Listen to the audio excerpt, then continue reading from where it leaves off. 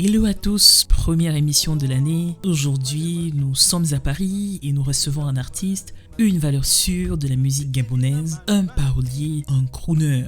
Il s'appelle Ngo. Il est fan, il nous vient du Gabon. Ngo est un jeune auteur, compositeur et interprète qui compose des titres enfants avec une touche à la world music. Allez, allons-y passer un excellent moment en aparté avec Ngo qui est de passage dans nos studios à Paris. C'est parti. Mbolani.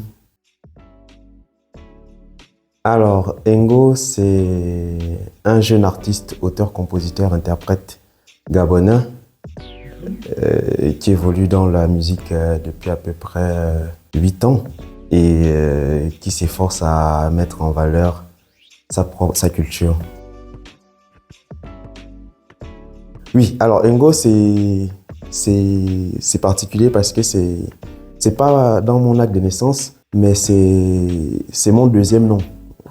Chez nous, dans la coutume Fang, la grand-mère donne souvent un nom à son petit-fils. Et donc, ma grand-mère, pour se remémorer les bienfaits de son petit frère, elle a bien voulu me donner le nom de son petit frère, qui est Ngo. Alors, je suis fan du Walentem, de Bitam et d'Oyem. Donc, ma mère est de Bitam. Et mon père est d'Oyem, donc je suis Efak d'Akamefa, de chez ma mère, parce que je suis ce qu'on appelle Moine Yodza. Mon père n'a pas doté ma mère, donc je suis de chez ma mère. Cependant, je garde de très bons liens avec ma famille paternelle. Donc, mon père, Anemone Seseng, Yoyem, ce qu'on appelle les Eba aussi, à Bitam.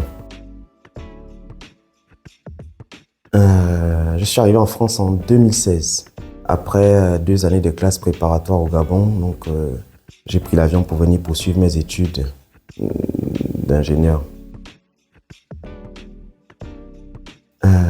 Très bonne question. Qu'est-ce qui m'amène à faire de la musique? Je dirais en premier lieu la solitude. La solitude, la nostalgie. La première fois que je suis séparé de ma terre, de ma famille, je me retrouve complètement seul. Dans un 12 mètres carrés, c'est compliqué, le froid, je suis à Lille, il pleut tout le temps, donc les premiers mois sont vraiment difficiles et tout me rappelle vraiment le pays. Donc j'ai une forte nostalgie et aussi une mélancolie, donc je commence vraiment à être très mélancolique. Et donc je vais décider de m'acheter une guitare parce que c'était un rêve que j'avais depuis tout petit.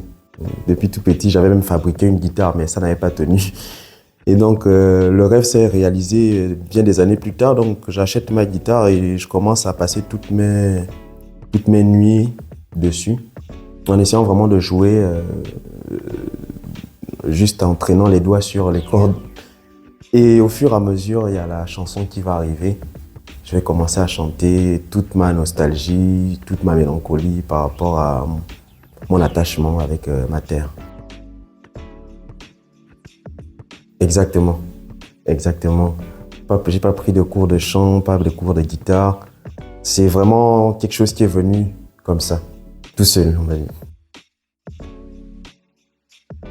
Alors la guitare, honnêtement, je sais que je cassais beaucoup les oreilles avec les voisins et même la famille. Quand je mettais mes petits statuts, on se moquait de moi, on se moquait vraiment de moi.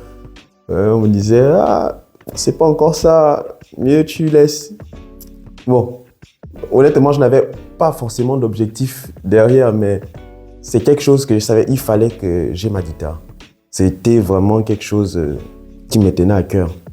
Et honnêtement, je ne vois vraiment plus les années passer, mais peut-être après, je vais dire 3 ans, j'ai vraiment commencé à avoir ce que je dirais peut-être un style vraiment plus axé sur la nostalgie. Les progressions sont toujours un peu nostalgiques, mélancoliques. Et après, j'ai essayé d'affiner ça avec un peu plus de technique, donc je continue à pratiquer.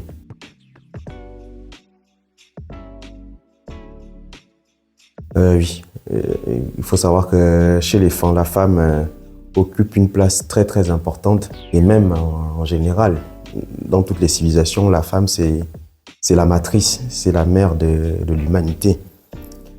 Et, et ça tombe bien parce que j'ai vécu dans un environnement où il n'y avait pratiquement que des femmes. Donc, une figure maternelle très très présente avec mes mamans, mes tantes, mes sœurs, ma grand-mère. Donc forcément, ça, il y a quelque part ce respect profond envers la femme, quelle que soit la nature de la relation. Et l'amour aussi, évidemment, parce que en tant qu'homme, il faut forcément aimer les femmes. C'est une question très difficile à laquelle je ne sais pas toujours répondre parce que je me dis souvent le style de musique peut-être devrait être défini par les spécialistes et pas forcément par l'artiste. Le musicien encore, il peut avoir beaucoup plus de facilité à répondre à la question, mais l'artiste, c'est quelqu'un qui va faire de l'art.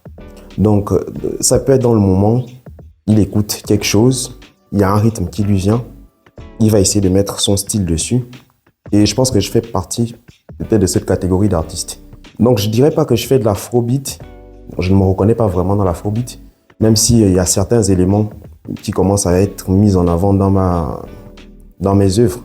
Et je dirais pas non plus du jazz, même si j'adore le jazz. Mais il y a quelque chose qui est indéniable, c'est que il y a beaucoup d'influences qui se retrouvent quand même dans ma musique. Parce que je sais que j'ai beaucoup écouté du Richard Bona, par exemple, qui a fait un peu cette fusion entre des sonorités traditionnelles et le jazz. Donc, je ne saurais pas vraiment définir en fait quel style de musique je fais. Je sais juste que c'est de la musique africaine et de la musique qui partage des valeurs universelles. Alors, je n'ai pas fait le choix. Je vais peut-être dire que le choix s'est imposé à moi. Déjà que je suis fan et que je parle ma langue maternelle et que c'est à travers ma langue que j'arrive vraiment à exprimer mes émotions sans être trahi. C'est vraiment l'être, on va dire, c'est vraiment l'être fan qui s'exprime quand je chante enfant. Et donc c'est quelque part quelque chose qui s'est imposé et que je dirais que c'était normal. C'était normal que je puisse m'exprimer dans ma langue. On va dire que la musique, vraiment, c'est principalement le remède. C'est à double tranchant parce qu'en même temps, c'est le remède, mais c'est aussi un peu la maladie. Parce qu'il suffit en fait d'une seule chanson pour replonger justement dans cet état nostalgique. Et en même temps, c'est cet état nostalgique qui vous guérit en fait aussi de cette nostalgie. Donc c'est un peu à double tranchant. Mais c'est principalement la musique qui me reconnecte avec ma terre. Alors, toutes sont enregistrées en France. Toutes mes expériences studio ont été faites en France, à Lille, à Amiens, où j'ai eu à travailler avec d'autres talentueux artistes gabonais. Donc, mais pourquoi pas à l'avenir, j'aimerais travailler avec des artistes qui sont sur place au Gabon et peut-être même au Cameroun. Alors, en actif, j'ai pas encore vraiment de collaboration avec d'autres artistes, mais c'est quelque chose que j'aimerais bien. J'aimerais bien parce que je pense que la musique, elle devrait être partagée. Et quand on regarde un peu le paysage culturel, je pense qu'il y a beaucoup de choses qui peuvent être mises ensemble, que ce soit dans la sphère écan ou vraiment même dans la sphère africaine. Donc, en tant qu'amoureux de langue, j'aimerais demain peut-être chanter avec quelqu'un qui chante du Douala, qui chante en Bassa, en Poumou, en Lingala. J'adore un peu ce mix-là, où les cultures vont fusionner pour faire vraiment la richesse de l'humanité. Oui, et c'est important pour moi d'écrire parce que je me dis, à travers les paroles, on réussit vraiment à capter, à saisir l'esprit. Je ne sais plus où j'avais lu ça, mais il y a une musicienne qui disait que le rythme était pour le corps et que la mélodie était pour l'âme et que les paroles étaient pour l'esprit. Et pour s'élever, pour élever l'esprit, il faut comprendre les paroles. Il faut soigner les paroles, il faut que les paroles soient parlantes. Et donc, je ne dirais pas que je passe beaucoup de temps sur l'écriture, mais c'est quelque chose qui me tient à cœur de vraiment dire comment je ressens quelque chose ou comment je veux que les gens perçoivent ce que je suis en train de dire. Donc ça occupe vraiment une grande place dans ma musique. Alors aujourd'hui, je suis en autoproduction et c'est assez épuisant, mais en même temps, ça vous donne une certaine autonomie et une certaine liberté. Donc c'est quelque chose, c'est à double tranchant. C'est que vous êtes limité un peu dans votre financement parce que vous faites un peu tout seul.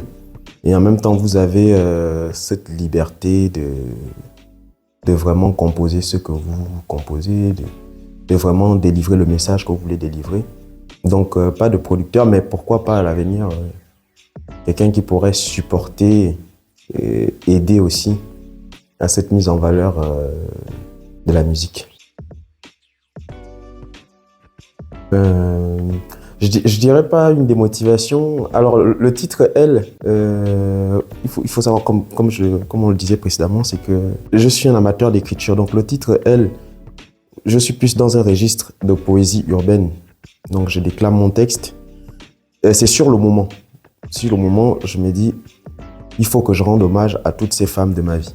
Et le moment, le texte est écrit en français. Et pourtant, j'ai déjà des mélodies. J'ai déjà une panoplie de mélodies qui sont enfants. Mais j'ai l'impression qu'il manque quelque chose. Il manque encore quelque chose pour que je parte vraiment en studio pour enregistrer quelque chose de potable et de bonne qualité. Donc, les 2 années vont s'écouler. Je continue à pratiquer ma guitare, à enregistrer mes mélodies. Et finalement, 2 ans plus tard, je vais rencontrer l'un de mes grands frères, ancien rappeur gabonais, qui va me faire écouter une mélodie. Et la mélodie me séduit et je me dis, ok, allons poser quelque chose là-dessus, on va faire un petit freestyle. Et donc, c'est là où revient un peu aussi cette envie de repartir en studio. Alors ça, c'est vraiment une question très difficile parce que je pense qu'on pourrait passer toute une journée tellement... Je serais mal de ne pas citer certains dont je sais qu'ils ont eu un impact vraiment significatif. Mais si on prend d'abord le paysage et quand, je vais commencer par Pierre Claverzon, André Pépézeux, que j'adore énormément. Après, si on traverse un peu à la frontière, il y a Marcelin Autou, que j'adore sa mélodie. C'est des gens qui m'ont inspiré. Maëlène Dong. Et il y a aussi la culture il y a aussi le Mvet en lui-même. Donc j'ai beaucoup écouté le Mvet. Sira Chobian, Sira Imwanondong. C'est des gens qui, quand j'écoute les textes, les vibrations, donc c'est des gens qui quelque part, ils ont orienté aussi ma philosophie. Et après, de façon un peu plus générale, il y a des génies comme Richard Bona, Lokwa Kanza, qui ont eu, je pense, beaucoup d'influence sur ma façon de chanter et même de composer. Et des figures aussi féminines, Sally Niolo, Charlotte Dipanda et bien d'autres. Oui, je pense que j'ai vraiment un penchant pour des artistes qui écrivent vraiment, qui écrivent bien, qui racontent des histoires et qui ne sont pas justement axés sur le rythme. C'est qu'il y a vraiment tout un savant mélange dans l'œuvre, dans la création, où la mélodie t'emporte, le rythme t'emporte et les paroles aussi t'élèvent. Et ça, c'est vraiment pour moi tout le cocktail. Tous les bons ingrédients pour une bonne musique.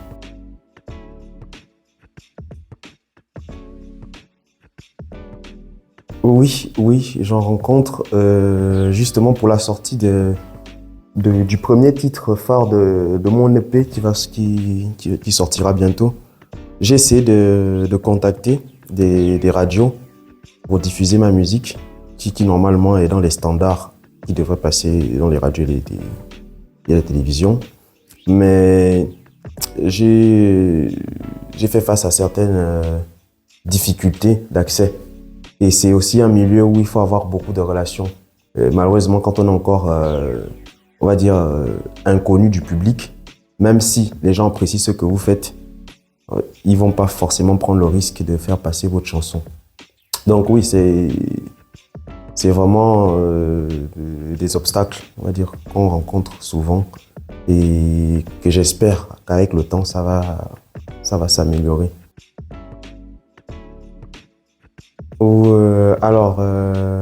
Dans les plus brefs délais, il y a le deuxième titre de mon EP qui sortira peut-être le mois prochain ou ce mois.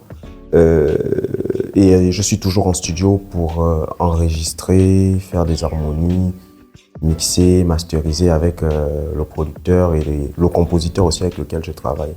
Donc je suis tout le temps en studio. Alors oui, normalement cet été, mais pour des raisons familiales, pas forcément pour des raisons artistiques, même si je pense que je pourrais bien profiter